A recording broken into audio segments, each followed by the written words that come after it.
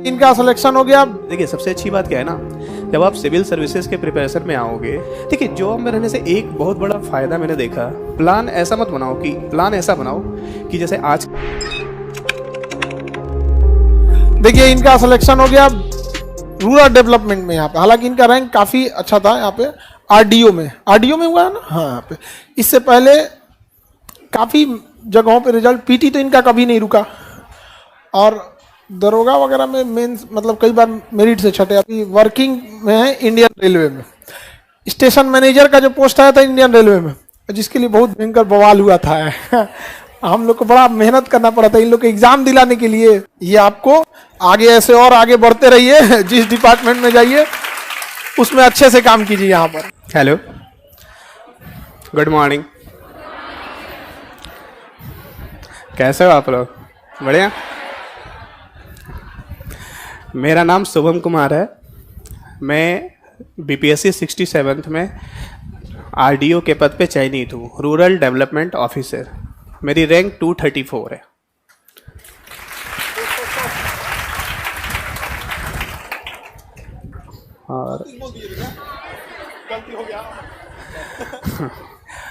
और अभी मैं इंडियन रेलवे में ट्रेन मैनेजर के पद पे कार्यरत हूँ।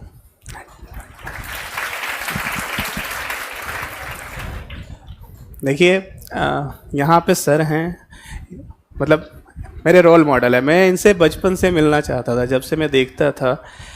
मैंने अपने इंटरव्यूज के लिए जो मेरी बचपन इन द सेंस बहुत पहले से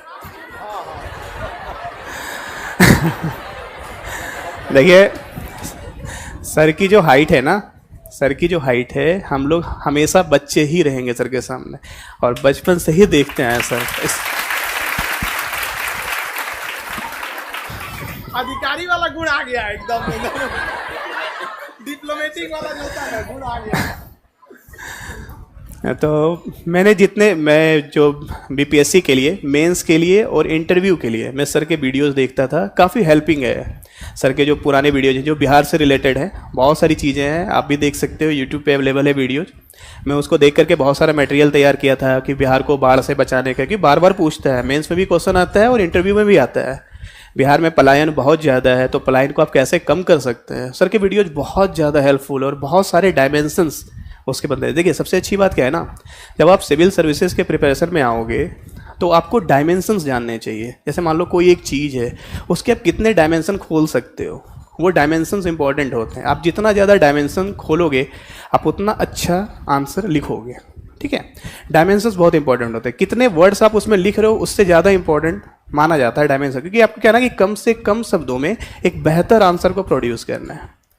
ठीक है, आप लोग शायद वनडे एग्जाम के लिए सब नहीं, ये 60 वाले हैं, सब 70 देंगे यहाँ पे। अच्छा, जॉब में रह के आपको क्या क्या चीजें फेस करनी पड़ी थी? वो जरा इसमें, क्योंकि जो लाइव में है ना, उनका जॉब में रह के जो लड़के हैं उनको काफी डीमोटिवेट हो जाते हैं। तो जो कि आपका एक बड़ा हेक्टिक जॉब था, वो भी काफी हेल्प करेगा। तो वो बेसिकली जॉब वाले।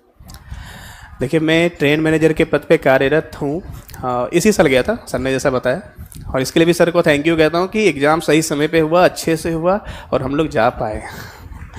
ठीक है, तो देखिए सबसे पहली बात क्या है कि जब आप जॉब में होगे आपके पास समय कम होगा, क्योंकि क्या होता है ना कि जैसे अभी आप पढ़ाई कर रहे हो, आपका पूरा फोकस और पूरा टाइम सिर्फ स्टडी के लिए है। जैसे ही आप जॉब में जाओगे आपके पास बहुत सारे अलग अलग तरह की चुनौतियां आएंगी, आपको उनको हैंडल करते हुए अपनी पढ़ाई को रखना है जारी।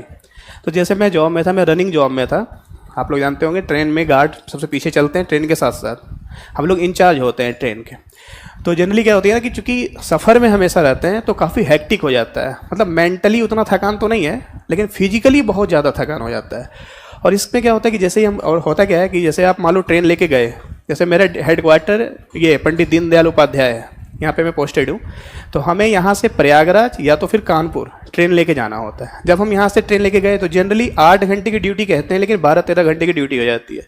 फिर जब वहाँ पहुँचते हैं तो हमें 8 घंटे का मिनिमम रेस्ट मिलता है, और फिर हमें ट्रेन लेकर के वापस आना होता है। हो सकता है आपको ज़्यादा रेस्ट भी मिल जाए। फिर जब हम वापस डीडीयू पहुँच जाते हैं तो हमें 16 घंटे का मिनिमम रेस्ट मिलता है।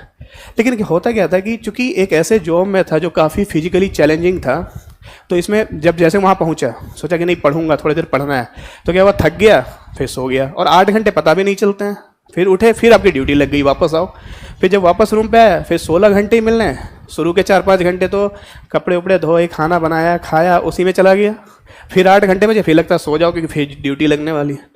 तो काफ़ी परेशानी हो जाती थी। लेकिन एक अच्छी बात क्या है ना, कि अगर आप चाहोगे कि मुझे करना है, क्योंकि ऑब्वियस ही बात है, ऐसा नहीं है कि जॉब खराब था, लेकिन मैं चूँकि प्रिपरेशन शुरू से ही सिविल सर्विसेज की कर रहा था, तो मुझे लगता था कि नहीं, मुझे वहाँ जाना चाहिए और इसके लिए मुझे प्रिपरेशन करने की अभी भी ज़रूरत है। तो मैंने क्या किया, खुद को थोड़ा तैयार किया। सबसे अच्छी बात क्या है कि आप खुद को इमोशनली स्टेबल रखो, मेंटली और इमोशनली स्टेबल। सबसे पहला स्टेप ये होता है, जब आप इमोशनली स्टेबल रखोगे खुद को, तभी आप चीज़ों को कर पाओगे।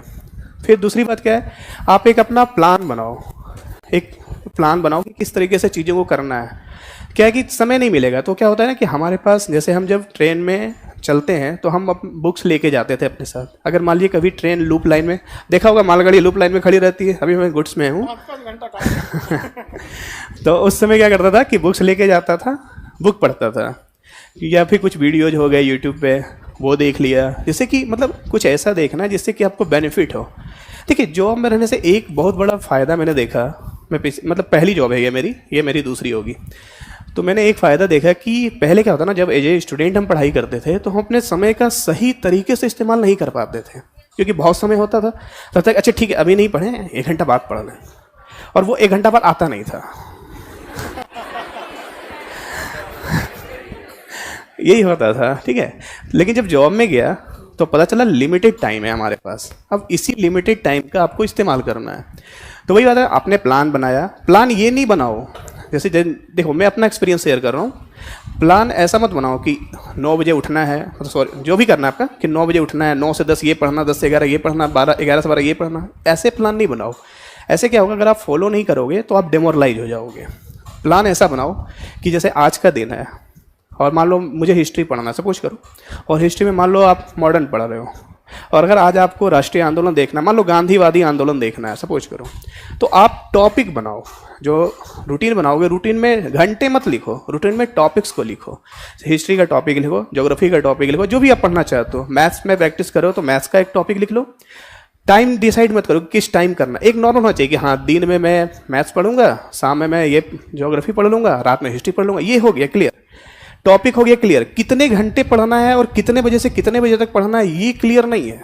हमें क्या करना है, इस टॉपिक को कंप्लीट करना है। इससे क्या होगा, आपके पास में थोड़ा सा फ्लेक्सिबिलिटी आ जाएगी। जैसे को घंटे में जब बनाएंगे, मान लो हमने बोला कि हम 9 से 10 पढ़ेंगे हिस्ट्री को, सपोज करो किसी वजह से नहीं पढ़ा, जो भी वजह हो, अब क्या होगा, 9 से 10 चला गया, अब बोलेंगे अब तो हिस्ट्री खत्म, मन में डिससेटिस्फेक्शन आ गया कि हिस्ट्री नहीं पढ़ पाए, और पूरे दिन भर ये डिससेटिस्फेक्शन रहेगा। इसके चक्कर में क्या होगा कि आगे जो सब्जेक्ट्स पढ़ना है वो भी हम सही तरीके से नहीं पढ़ पाते, होता है ऐसा।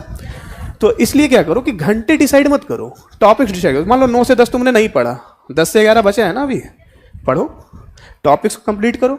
फिर मान लो तुमने, मान लेते हैं कि जो इतना मैंने सोचा मैंने नहीं कर पाया, अब मेरा दोपहर का टाइम आ गया, खाना वाना खाए, दोपहर में फिर से बैठे, अब हमें ज्योग्राफी पढ़ना है, ज्योग्राफी पढ़ो, हिस्ट्री मत सोचो, ज्योग्राफी पढ़ो।